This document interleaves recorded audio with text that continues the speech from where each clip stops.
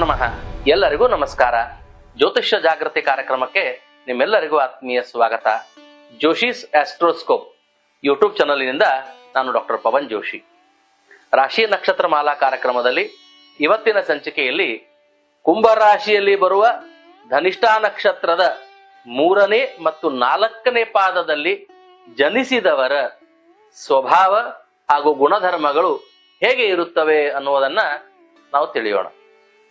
ಧನಿಷ್ಠಾ ನಕ್ಷತ್ರದ 1ನೇ ಪಾದ ಹಾಗೂ 2ನೇ ಪಾದ ಮಕರ ರಾಶಿಯಲ್ಲಿ ಸಮಾಪ್ತಿ ಆಗ್ತವೆ. ಈ ಕುಂಭ ಜಂಟಿ ರಾಶಿಗಳು, ಮಕರ ಮತ್ತೆ ಕುಂಭ ಎರಡು ಶನಿಯ ರಾಶಿಗಳೇ ಇವು. ಕುಂಭ ಅಂದ್ರೆ ನಮ್ಮ ಜ್ಯೋತಿಷಾಸ್ತ್ರದಲ್ಲಿ ಒಂದು ಪೂರ್ಣವಾದ ಕುಂಭ ಅಂತ. ಪಕ್ವತೆ, ಪರಿಪೂರ್ಣತೆ, ಕಂಪ್ಲೀಷನ್. ಅದು ಖಾಲಿ ಇದ್ರೂ ಕಂಪ್ಲೀಟೇ, ಅದು ಫಿಲ್ಡ್ ಇದ್ರೂ ಕಂಪ್ಲೀಟ್. ಇನ್ಕಂಪ್ಲೀಟ್ ಇರೋದಿಲ್ಲ ಇದು ಕುಂಭ ಅನ್ನುವ ಶಬ್ದದ ಅರ್ಥ. ಎರಡನೇದಾಗಿ ಇದು ಶನಿ ಗ್ರಹದ ರಾಶಿ. ಅಂದ್ರೆ ಮತ್ ಸ್ವಲ್ಪ ಧರ್ಮ, ಸತ್ಯ, ಪ್ರಾಮಾಣಿಕತೆ, ಹಳೇದು, ಪರಂಪರೆ, ಪಾಸ್ಟ್ ಇನ್ಸೆನ್ಸಸ್ ಸ್ವಲ್ಪ ಪ್ರಮಾಣಕ್ಕೆ ಇರುತ್ತೆ. ಆದ್ರೆ ಇದು ಕುಂಭ ರಾಶಿ ಇರೋದ್ರಿಂದ, ಸ್ಥಿರ ರಾಶಿ ಇರೋದ್ರಿಂದ ಬಹಳ ಶಾಂತವಾದದ್ದು, ಸಮಾಧಾನಕರವಾದಂತಹ ರಾಶಿ. ಏಕಾಂತ ರಾಶಿ ಅಂತಲೂ ಕರಿಬಹುದು. ಅಂತ ಮಂದಿ ಒಳಗ ಗದ್ದಲ್ದಾಗಿರೋ ಅಪೇಕ್ಷೆ ಪಡೋದಿಲ್ಲ. ಬಹಳಷ್ಟು ಕರ್ಕಶವಾದ ಶಬ್ದಗಳು, ಕರ್ಕಶವಾದ ಸಂಗೀತಗಳು ಇಷ್ಟ ಆಗ್ತಿರೋದಿಲ್ಲ. ಏಕಾಂತ, ಸಿಂಗಲ್, ಇಂಡಿವಿಜುವಲ್, ಇಂಡಿಪೆಂಡೆಂಟ್ ಇರ್ತದೆ. ಕುಂಭರಾಶಿ ಸ್ಥಿರವಾದ ರಾಶಿ. ರಿಸ್ಕ್ ನೇಚರ್ ಇರಂಗಿಲ್ಲ. ಸ್ಥಿರತೆ, ಸಮಾಧಾನ, ಅಂದ್ರೆ ಸ್ಟೇಬಲ್ ಡಿಸಿಷನ್. ಒಂದ್ ಸರ್ತಿ ಕಮಿಟ್ ಆದ್ರೆ 100% ಕಮಿಟ್ ಆಗ್ತಾರೆ. ಒಂದ್ ಸರ್ತಿ ಕಮಿಟ್ಮೆಂಟ್ ಬೇಡ ಅಂತ ಬಿಟ್ಬಿಟ್ರೆ ಪರ್ಮನೆಂಟ್ ಆ ದಿಕ್ಕಿಗೆ ಹೊಳ್ಳಿನೂ ನೋಡೋದಿಲ್ಲ. ಅಡ್ಜಸ್ಟ್ಮೆಂಟ್, ಕಾಂಪ್ರಮೈಸ್ ಸ್ವಲ್ಪ ಕಡಿಮೆ. ಹೊಂದಾಣಿಕೆ ಮಾಡ್ಕೊಳ್ಳೋದಿಲ್ಲ. ಏನಾದ್ರೂ ಕೆಲಸ ಮುರಿದರೆ, ಮನಸ್ತಾಪವಾದರೆ ಮತ್ತೆ ಹೊಂದಾಣಿಕೆ, ಕಾಂಪ್ರಮೈಸ್ ಸಾಮಾನ್ಯವಾಗಿ ಕುಂಭರಾಶಿಯವರು ಮಾಡಿಕೊಳ್ಳುವುದಿಲ್ಲ. ಇನ್ನು ಈ ಕುಂಭ ಅನ್ನುವ ಪದಕ್ಕೆ ಅನೇಕ ಅರ್ಥಗಳನ್ನ ಕಲ್ಪಿಸ್ತಾ ಹೋಗಿದ್ದಾರೆ ಈ ಕುಂಭರಾಶಿಯವರಿಗೆ. ಇದು ಸ್ಥಿರ ರಾಶಿ ಹೌದು, ವಾಯು ತತ್ವ ರಾಶಿ ಹೌದು, ಶನಿಗ್ರಹದ ರಾಶಿ ಹೌದು. ಇದರಿಂದ ನಾವು ಕರೆಕ್ಟ್ ಒಂದು ಪರ್ಮ್ಯುಟೇಷನ್ ಅಂಡ್ ಕಾಂಬಿನೇಷನ್ ಮಾಡ್ತಾ ಹೋಗಿ ನೋಡಿದಾಗ ಏನಪ್ಪಾ ಇದರ ಗುಣಧರ್ಮ ಅಂತಂದ್ರೆ, ಈ ಕುಂಭರಾಶಿಯ ತತ್ವಗಳಲ್ಲಿ ನೋಡಿದಾಗ ಮುಂದಾಲೋಚನೆ ಜಾಸ್ತಿ. ಅಂದ್ರೆ ಇವತ್ತು ಈ ಸರ್ಕಮ್ಸ್ಟಾನ್ಸ್ ಮುಂದೆ ಏನಾಗ್ಬೋದಪ್ಪ ಹಂಗಂದ್ರ, ಈ ಕ್ಷಣಕ್ಕೆ ಹಿಂಗಾದ್ರೆ ಮುಂದೆ ಏನಾಗ್ಬೋದು, ಪ್ರಿಪ್ರೇಷನ್ ಚೆನ್ನಾಗಿರುತ್ತೆ ಇವ್ರದು. ಪೂರ್ವ ಸಿದ್ಧತೆ ಅಂತ ನಾವು ಕರಿತೀವಿ. ನೋಡಪ್ಪ, ಬೇಸಲು ಜಾಸ್ತಿ, ಮಳೆ ಕಡಿಮೆ, ನೀರಿನ ಕೊರತೆ ಆದ್ರೆ ಹೇಗೆ, ಅದಕ್ಕೇನಾರ ಒಂದು ಸಿದ್ಧತೆ ಮಾಡ್ಕೋಬೇಕು, ಒಂದು ಪ್ರಿಪರೇಷನ್ ಮಾಡ್ಕೋಬೇಕು, ಒಂದೇನಾದ್ರು ಆಲ್ಟರ್ನೇಟ್ ಸಪೋರ್ಟ್ ಮಾಡ್ಕೋಬೇಕು. ಈ ರೀತಿ ನಾವೆಲ್ಲ ಆಲೋಚನೆ ಮಾಡ್ತೀವಲ್ಲ, ಸ್ವಲ್ಪ ಕುಂಭ ರಾಶಿಯವ್ರಿಗೆ ಇದು ಜಾಸ್ತಿ. ಮುಂದಾಲೋಚನೆ ಎಲ್ಲರಿಗೂ ಇರುತ್ತೆ, ಯಾರಿಗಿಲ್ಲ ರೀ ಮುಂದಾಲೋಚನೆ, ಯಾವ ರಾಶಿಯವ್ರಿಗೆ ಇರೋದಿಲ್ಲ. ಆದರೆ ಕುಂಭ ರಾಶಿಯವರ ಸ್ಪೆಸಿಫಿಕೇಶನ್ ಇದು ಹೆಚ್ಚು, ಇದು ಎದ್ದು ಕಾಣ್ತಿರ್ತದ ಅವರಲ್ಲಿ. ಹಾಗೆ ಈ ರೀತಿ ಕುಂಭ ರಾಶಿಯವರಾಗಿರ್ತಾರೆ. ಮತ್ತು ಇವರನ್ನು ಒಂದೊಂದೇ ಇವರು ಒಳ್ಳೆಯ ವಾಂಗ್ಮಿಗಳಾಗಿರ್ತಾರ, ದುಡ್ಡಿನ ಆಸೆ ಉಳ್ಳವರಾಗಿರ್ತಾರ, ಸುಖ ಹೆಚ್ಚು ಅಪೇಕ್ಷೆ ಪಡುವಂತವರಾಗಿರ್ತಾರ, ಸಮಾಧಾನಕರ ಜೀವಿ ಆಗಿರ್ತಾರ. ಒಟ್ಟ ರಿಸ್ಕು, ಒದರಾಟ, ಚಿರಾಟ, ಕೆಟ್ಟು ಮಾತುಗಳು, ಕೆಟ್ಟು ವಾಚ್ಯಗಳು ಇರೋದಿಲ್ಲ. ಇದು ಶನಿಯದ್ದಾಗಿರೋದ್ರಿಂದ. ಆದ್ರೆ ಒಂದು ಹೇಳ್ತೇನೆ, ಮಕರ ರಾಶಿಯಲ್ಲಿ ಬರುವಂತ ಶನಿಯ ಗುಣಧರ್ಮ ಹೆಚ್ಚು ಎಲ್ಲರ ಜೊತೆ ಒಡನಾಟ ಅಪೇಕ್ಷಿಸ್ತದ. ಕುಂಭರಾಶಿಯ ಶನಿ ಏಕಾಂತವನ್ನು ಬಯಸ್ತದ. ಬಹಳ ಜನಜಗ್ಗುಳಿ ಅದಕ್ಕೆ ಇಷ್ಟ ಆಗೋದಿಲ್ಲ. ಈ ಕುಂಭರಾಶಿಯವರು ಕೂಡ ನಾನು ಆಗಲೇ ಹೇಳಿದ ಹಾಗೆ ಗುಣಧರ್ಮಗಳಲ್ಲಿ ಪರೋಪಕಾರಿಯಾಗಿರ್ತಾರ. ಹೆಲ್ಪಿಂಗ್ ನೇಚರ್ ಇವರಲ್ಲಿಯೂ ಇರ್ತದೆ, ಸ್ವಲ್ಪ ಕಡಿಮೆ ಇರ್ತದೆ. ಜಗಳ, ಮನಸ್ತಾಪ, ಭಿನ್ನಾಭಿಪ್ರಾಯ ತುಂಬಾ ಕಡಿಮೆ ಇರ್ತದೆ. ಆದರೆ ಇವರು ಸ್ಥಿರ ರಾಶಿ ಇರೋದರಿಂದ ಒಂದೇ ಕಡೆ ಇರ್ಲಿಕ್ಕೆ ಬಯಸ್ತಾರ. ಹೆಚ್ಚು ಪ್ರವಾಸ, ಹೆಚ್ಚು ಓಡಾಟ, ಹೆಚ್ಚು ಆಯಾಸ, ಹೆಚ್ಚು ಮೈ ಮೇಲೆ ಹಾಕೊಂಡ್ ಮಾಡೋದು ಸ್ವಲ್ಪ ಮಕರ ರಾಶಿಯಾಗ ಅದು ಇರ್ತದ. ಯಾಕಂದ್ರೆ ಅದು ಹೇಳಿದ್ನಲ್ಲ ನಿಮಗೆ, ಮೊಸಳೆ ನೀರಿನಲ್ಲೂ ಇರ್ತದ, ಅದು ಭೂಮಿ ಮೇಲೂ ಇರ್ತದ. ಹಿಂಗಾಗಿ ಬಹಳಷ್ಟು ಮೈ ಮೇಲೆ ಹಾಕೋತ. ಕುಂಭರಾಶಿ ಹಂಗಲ್ಲ, ಒಂದೇ ಕೆಲಸ, ಒಂದು ಸಮಯಕ್ಕೆ ಒಂದೇ ಕೆಲಸ, ಅದನ್ನೇ ನೀಟಾಗಿ ಸಮಾಧಾನದಿಂದ ವ್ಯವಸ್ಥಿತವಾಗಿ ಮಾಡೋದು, ವೆಲ್ ಪ್ಲಾನ್ಡ್ ಆಗಿ ಮಾಡೋದು, ಕರೆಕ್ಟ್ ಆಗಿ ಫ್ಯೂಚರ್ ಪ್ಲಾನ್ ಮಾಡೋದು. ಈ ರೀತಿ ಸ್ವಭಾವ ಕುಂಭರಾಶಿಯವ್ರದ್ದಾಗಿರ್ತದೆ. ಇನ್ನು ಈ ಕುಂಭರಾಶಿಯಲ್ಲಿ ಧನಿಷ್ಠಾ ನಕ್ಷತ್ರದಲ್ಲಿ ಜನಿಸಿದವರು ಹೇಗಿರ್ತಾರೆ, ಧನಿಷ್ಠಾ ನಕ್ಷತ್ರದಲ್ಲಿ ಜನಿಸಿದವರು ಹೇಗಿರ್ತಾರೆ ನೋಡ್ರಿ. ಈಗ ಈ ಕುಂಭ ಶನಿ, ಧನಿಷ್ಠ ಮಂಗಳ, ಹೌದಾ? ಧನಿಷ್ಠ ನಕ್ಷತ್ರದ ಅಭಿಮಾನಿ ದೇವತೆ ಯಾರು? ಅಷ್ಟವಸುಗಳು, ಅಂತರಿಕ್ಷ, ಸೂರ್ಯ ಚಂದ್ರರು, ಪಂಚಮಹಾಭೂತಗಳು, ಇವೇ ಅಷ್ಟವಸುಗಳು, ಪ್ರಕೃತಿ ದೇವತೆಗಳು. ಹೈಲಿ ಎನರ್ಜೈಸ್ಡ್ ಇರ್ತಾರ, ಆದ್ರೆ ಒಂದೇ ಕೆಲಸದ ಮೇಲೆ ಫೋಕಸ್ ಇರ್ತಾರ. ಹೈಲಿ ಎಕ್ಸೈಟೆಡ್ ಇರ್ತಾರ, ಒಂದೇ ಕೆಲಸದ ಮೇಲೆ ಫೋಕಸ್ ಇರ್ತಾರ. ಹತ್ತಾರು ಕೆಲಸ ಮಾಡಿ ಏನ್ ಮಾಡ್ತೀಪ್ಪ ಅಂತಂದ್ರೆ, ನನ್ ಬಿಸ್ನೆಸ್ ಅದ, ನೌಕರಿ ಅದ, ಇನ್ವೆಸ್ಟ್ಮೆಂಟ್ ಅದ, ಆದದ, ಕನ್ಸಲ್ಟಿ 108 ಹಾಕೊಂಡಿರ್ತಾರೆ, ಯಾವ್ದ್ರಾಗೂ ಸಕ್ಸಸ್ಫುಲ್ ಇರೋದಿಲ್ಲ. ಇವ್ರು ಹಂಗಲ್ಲ, ಒಂದನ್ನೇ ಏನ್ ಮಾಡ್ತಿಪ್ಪ, ನಾನ್ ಜಾಬ್ ಮಾಡ್ತೇನೆ, ಅದರಲ್ಲೇ ಸಕ್ಸಸ್ಫುಲ್ ಆಗಿ ಅದರಲ್ಲೇ ಹೆಚ್ಚು ದುಡ್ಡನ್ನು ಗಳಿಸ್ತಿರ್ತಾರ. ಏನ್ ಮಾಡ್ತಿಪ್ಪ, ನಾ ಬಿಸ್ನೆಸ್ ಮಾಡ್ತೇನೆ, ಒಂದೇ ಬಿಸ್ನೆಸ್. ಏನ್ ಬಿಸ್ನೆಸ್? ಬಟ್ಟೆ ಬಿಸ್ನೆಸ್, ಬಂಗಾರದ ಬಿಸ್ನೆಸ್, ಕಟ್ಟಿಗೆ ಬಿಸ್ನೆಸ್, ಕಬ್ಬಣದ ಬಿಸ್ನೆಸ್, ಗಾರ್ಮೆಂಟ್ ಬಿಸ್ನೆಸ್. ಒಂದನ್ನೇ ಕರೆಕ್ಟ್ ಫೋಕಸ್ ಮಾಡಿ ಒಂದನ್ನೇ ಎಕ್ಸ್ಪಾಂಡ್ ಮಾಡುವಂತವ್ರಾಗಿರ್ತಾರ. ಬೇರೆ ಬೇರೆ ರಾಶಿ ಗುಣಧರ್ಮಗಳನ್ನು ಅದನ್ನು ಮಾಡೀನಿ, ಇದನ್ನು ಮಾಡೀನಿ, ಅಥವಾ ಸಿಚುವೇಶನ್ ತಕ್ಕಂಗ ಒಂದೊಂದು ಚೇಂಜ್ ಮಾಡ್ಕೋತ ಹೋಗುದು. ಅದ್ರ ನಂಗೆ ನಾಲೆಜ್ ಅದನ್ನೋ ಇಲ್ಲೋ, ಎಕ್ಸ್ಪೀರಿಯನ್ಸ್ ಅದನ್ನೋ ಇಲ್ಲೋ, ನಾ ಅದ್ರಾಗ ಮಾಡಬಲ್ಲೆ ಹೌದು ಏನು ವಿಚಾರ ಮಾಡಂಗಿಲ್ಲ, ಸಮಯ ಸಂದರ್ಭ ಇನ್ನೊಂದು ಮಾಡ್ತಾ ಹೋಗ್ಬಿಡುದು. ಕುಂಭರಾಶಿಯವರು ಹಂಗಲ್ಲ, ಮಕರ ಕುಂಭರಾಶಿ ಇಬ್ರು ಹಂಗಲ್ಲ. ಸ್ಥಿರವಾದ ರಾಶಿ, ಸಮಾಧಾನಕರ ರಾಶಿ. ಇವತ್ತು ನಾನು ಉಪವಾಸವಿದ್ದರೂ ಚಿಂತೆ ಇಲ್ಲ, ಗೊತ್ತಿಲ್ಲದೇ ಇರೋ ವಿಷಯಕ್ಕೆ ತಲೆ ಹಾಕೋದಿಲ್ಲ, ಗೊತ್ತಿಲ್ಲದೇ ವಿಷಯಕ್ಕೆ ತಲೆ ಹಾಕಿ ನಾಶ ಮಾಡಿಕೊಳ್ಳುವುದಿಲ್ಲ. ಹಂಗೆ ಧನಿಷ್ಠ ನಕ್ಷತ್ರದಲ್ಲಿ ಜನಿಸಿದಾಗ ಒಂದೇ ವಿಷಯದಲ್ಲಿ ದುಡ್ಡು ಸಂಪಾದನೆ, ಒಂದೇ ವಿಷಯ, ನನಗೆ ಇಂಥದೊಂದು ಸೊಸೈಟಿಯಲ್ಲಿ, ಇಂಥದೊಂದು ಕಂಪನಿಯಲ್ಲಿ ಅಧಿಕಾರ ಬೇಕು, ಅದಕ್ಕಷ್ಟೇ ಫೋಕಸ್ ಮಾಡ್ತಿರ್ತಾರೋ.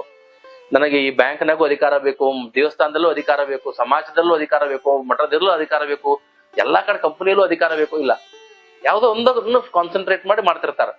0 to 100 ತರ್ತಾರಲ್ರಿ, ಈ ತರ ಜನನೇ ಅವರು ಕುಂಭರಾಶಿ ಧನಿಷ್ಠ ನಕ್ಷತ್ರದವರೇ. ಕೆಲವ್ರು ಹೆಂಗಿರ್ತಾರ, ಮಾಡಿ ಕೊಟ್ಟಿದ್ರು ನಡ್ಸ್ಕೊಂಡು ಹೋಗ್ತಿರ್ತಾರ. ಇವ್ರು ಹಂಗಲ್ಲ, 0 to 100 ತಗೊಂಡು ಹೋಗ್ತಿರ್ತಾರ. ಬಹಳ ಸಾಮಾನ್ಯವಾಗಿ ಶನಿ ಇರೋದ್ರಿಂದ ಇವರು ಪಾಸ್ಟಿಗೆ ಇಂಪಾರ್ಟೆನ್ಸ್ ಕೊಡ್ತಿರ್ತಾರ, ತಂದೆ ತಾಯಿ ಗುರು ಹಿರಿಯರಿಗೆ ಮಹತ್ವ ಕೊಡ್ತಿರ್ತಾರ, ಆದ್ರೆ ಏಕಾಂತವನ್ನು ಹೆಚ್ಚು ಬಯಸ್ತಿರ್ತಾರ. ಸಾಮಾನ್ಯವಾಗಿ ಕುಂಭರಾಶಿ ಮತ್ತೆ ಧನಿಷ್ಠ ನಕ್ಷತ್ರ, ಧನಿಷ್ಠ ಆಗ್ಲೇ ಹೇಳಿದೆ, ಧನಿಷ್ಠ ಅಂದ್ರೆ ಡಮರು, ಸಂಗೀತ, ಮ್ಯೂಸಿಕ್, ಶಬ್ದ, ನಾದ, ಸ್ವರ, ಲಯ, ಪದ, ಇವಕ್ಕೆಲ್ಲ ಹೆಚ್ಚು ಅವ್ರಿಗೊಂದು ಆಸಕ್ತಿ, ಇಂಟ್ರೆಸ್ಟ್ ಇರ್ತದೆ. ಅಂದ್ರೆ ಸೂಕ್ಷ್ಮತೆ ಜಾಸ್ತಿ ಇರ್ತದೆ. ಈಗ ಯಾರೊಬ್ರು ಹಾಡು ಹಾಡಿದ್ರಪ್ಪ, ಅದರಲ್ಲಿ ಸಣ್ಣ ಸಣ್ಣ ತಪ್ಪುಗಳನ್ನ, ಲೋಪದೋಷಗಳನ್ನ ಕುಂಭರಾಶಿ ಬೇಗ ಕಂಡುಹಿಡಿತಾರ. ಯಾರೊಬ್ರು ಏನೋ ಬರ್ದಾರ, ಏನೊಬ್ರು ಓದ್ಲಿಕ್ಕತ್ತಾರ, ಪಟ್ಟಣ ಕುಂಭರಾಶಿ ಇರೋದ್ರ ತಪ್ಪು ಕಂಡುಹಿಡಿತಾರ. ಉದ್ದೇಶ ಹಂಗಲ್ಲ, ಅವರು ಅಷ್ಟು ಡೆಪ್ತ್ ಇನ್ಹೆರಿಟ್ ಅಬ್ಸರ್ವೇಷನ್ ಇರ್ತದೆ, ಲಿಸನಿಂಗ್ ಇರ್ತದೆ. ಅದು ಕುಂಭವಾಗಿರೋದ್ರಿಂದ, ಸ್ಥಿರವಾಗಿರೋದ್ರಿಂದ, ವಾಯು ತತ್ವ ರಾಶಿ ಆಗಿರೋದ್ರಿಂದ ಇವರು ಕೂಡ ವ್ಯಾಪಕವಾಗಿರ್ತಾರ. ಅಂದ್ರೆ ಒಂದೇ ವಿಷಯದಲ್ಲೇ ಸಾಧನೆಯನ್ನು ಮಾಡಿ ಹೆಸರುವಾಸಿ ಆಗುವಂತಹ ಸಾಧ್ಯತೆ ಇರ್ತದ. ಧನಿಷ್ಠ ನಕ್ಷತ್ರ ಮಂಗಳನ ನಕ್ಷತ್ರ, ಅಷ್ಟ ವಸುಗಳ ಅನುಗ್ರಹಿತ ನಕ್ಷತ್ರ, ಡಮರು ಅನ್ನುವ ನಕ್ಷತ್ರ, ಇವೆಲ್ಲವೂ ಕೂಡ ಈ ಕುಂಭರಾಶಿಯಲ್ಲಿ ಸೇರ್ತದ. ಸ್ವಲ್ಪ ವಿಭಿನ್ನ ಏನಪ್ಪಾ ಅಂತಂದ್ರ, ಇವರು ಒಂದೇ ಕೆಲಸ ಒಂದೇ ಕಡೆನೆ ಮಾಡ್ತಾ ಹೋಗುವಂತವರಾಗಿರ್ತಾರ. ಬಹಳಷ್ಟು ಮುಂದೆ ಆಗುವುದರ ಬಗ್ಗೆ, ಭವಿಷ್ಯದ ಬಗ್ಗೆ ಹೆಚ್ಚು ಆಲೋಚನೆಯನ್ನು ಮಾಡ್ತಾ ಇರ್ತಾರೆ. ಫ್ಯೂಚರ್ ಪ್ಲಾನಿಂಗ್ ಬಹಳ ಇರ್ತದೆ, ಎಲ್ಲಾ ರಾಶಿಯವರಿಗೂ ಇರ್ತದೆ. ಇವರಿಗೆ ಅದ್ರ ಬಗ್ಗೆ ಭಯನೂ ಬಹಳ, ಪ್ಲಾನಿಂಗು ಬಹಳ ಇರ್ತದೆ. ಪರೋಪಕಾರ ಗುಣ, ಹೆಲ್ಪಿಂಗ್ ನೇಚರ್ ಗುಣ, ಅವೆಲ್ಲ ಸೆಕೆಂಡರಿ ಪಾರ್ಟ್. ಈ ಮಕರ ರಾಶಿ ಧನಿಷ್ಠ ನಕ್ಷತ್ರದಂಗ್ ಫೈನಾನ್ಸು, ರಿಯಲ್ ಎಸ್ಟೇಟು, ಇನ್ವೆಸ್ಟ್ಮೆಂಟು ಆ ರೀತಿ ಕುಂಭರಾಶಿಯವರಲ್ಲ. ಕುಂಭರಾಶಿಯವ್ರದ್ದು ನಮ್ಮನೆ ಬೇರೆ. ರಿಸರ್ಚು, ಸೈಂಟಿಸ್ಟು, ಅಥವಾ ಈಗ ಒಂಥರ ಡಾಟಾ ಅನಲಿಸ್ಟು, ಅಥವಾ ಡಾಕ್ಯುಮೆಂಟರಿ ರೈಟರ್ಸು. ಒಂದ್ ಸಂಸ್ಥೆ ಬಗ್ಗೆ ಒಂದೇನು ಮಾಡ್ಬೇಕಪ್ಪ, ಆ ಸಂಸ್ಥೆ ಯಾವಾಗ ಶುರು ಆಯ್ತು ಹಿಡ್ಕೊಂಡು ಇವತ್ತಿನವರೆಗೂ ಅದ್ರದ್ದೆಲ್ಲ ವಿಷಯ ಸಂಗ್ರಹ ಮಾಡು. Collecting multiple information, creating a new thing.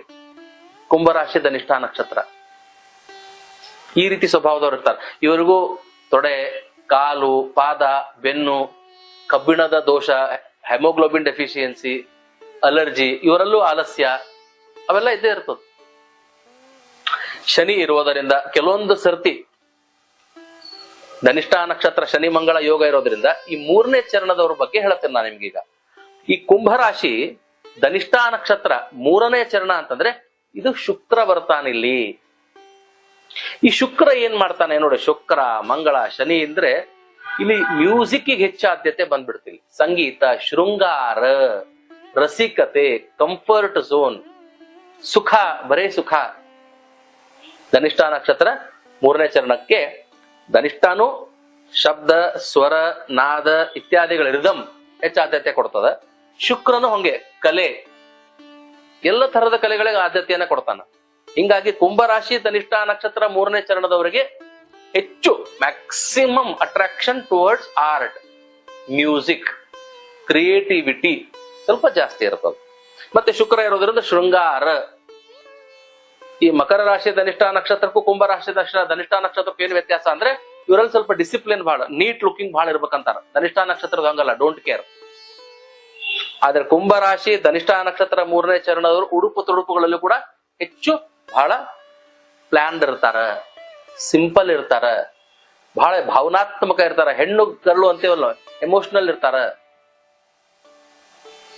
4ನೇ ಚರಣಕ್ಕೆ ಬಂದಾಗ ಇಲ್ಲಿ ಒಂದ್ ಸ್ವಲ್ಪ ಪಲ್ಟೆ ಹೊಡಿತದ. ಯಾಕಂದ್ರ ಕುಂಭ ರಾಶಿ ಧನಿಷ್ಠ ನಕ್ಷತ್ರ 4ನೇ ಚರಣಕ್ಕೆ ಮಂಗಳ ಬಂದ್ಬಿಡ್ತಾನ, ವೃಶ್ಚಿಕ ರಾಶಿ ಬಂದ್ಬಿಡ್ತದ. ಕುಂಭ ಶನಿ ಸ್ಥಿರ ರಾಶಿ, ವಾಯು ತತ್ವ ರಾಶಿ. ಅಲ್ಲಿ ಮತ್ತೇನ್ ಬರ್ತದ, ಸ್ಥಿರವಾದ ಒಂದು ಕುಂಭ ಬರ್ತದ.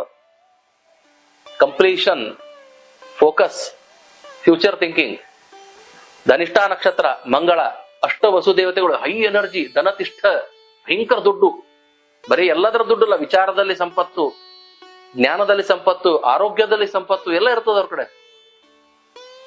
4ನೇ ಚರಣ ಶುಕ್ರ ಬಂದ್ಬಿಟ್ಟ, ಇದು ಮಂಗಳ ಬಂದ್ಬಿಟ್ಟ. ಭಯಂಕರ ಇವರು ಅವ್ರ ತರ ಸೌಮ್ಯ ಅಲ್ಲ, 3ನೇ ಚರಣದ ತರ ಸ್ವಲ್ಪ ದುಡುಕುವ ಗುಣ, ರಫ್ ಮಾತಾಡುವ ಗುಣ, ಒರಟತನ, ದುಡುಕಿ ಸ್ವಲ್ಪ ದುಡ್ಡು ಕಳ್ಕೊಳ್ಳೋ ಗುಣ, ಗೊತ್ತಿಲ್ದಿರೋ ವಿಷಯಕ್ಕೆ ತಲೆ ಹಾಕುವಂತಹ ಗುಣ, ಯಾರೋ ಏನೋ ಹೇಳಿದ್ರ ತಕ್ಷಣ ಮಾಡಿಬಿಡುವಂತಹ ಗುಣ, ಸ್ವಲ್ಪ ಇವೆಲ್ಲ ಒಳ್ಳೆತನ ಜೊತೆ ಈ 4ನೇ ಚರಣದವ್ರಿಗೆ ಒಂದಷ್ಟು ಬಂದ್ಬಿಟ್ಟಿರ್ತದ. ಹಿಂಗಾಗಿ ಇವರು ಬಹಳಷ್ಟು ಕಳ್ಕೊಂಡು ಗಳಿಸ್ತಾರ, ಬಹಳಷ್ಟು ಕಳ್ಕೊಳ್ಳೋದು ಗಳಿಸೋದು ಜಾಸ್ತಿ ಇರ್ತದೆ. ಎಲ್ಲ ರಾಶಿಯಲ್ಲೂ ಬಡವರು ಇರ್ತಾರ, ಎಲ್ಲ ರಾಶಿಯಲ್ಲೂ ಶ್ರೀಮಂತರ ಇರ್ತಾರ, ಎಲ್ಲಾ ನಕ್ಷತ್ರದಲ್ಲೂ ಬಡವರು ಇರ್ತಾರ, ಎಲ್ಲಾ ನಕ್ಷತ್ರದಲ್ಲೂ ಶ್ರೀಮಂತರ ಇರ್ತಾರ.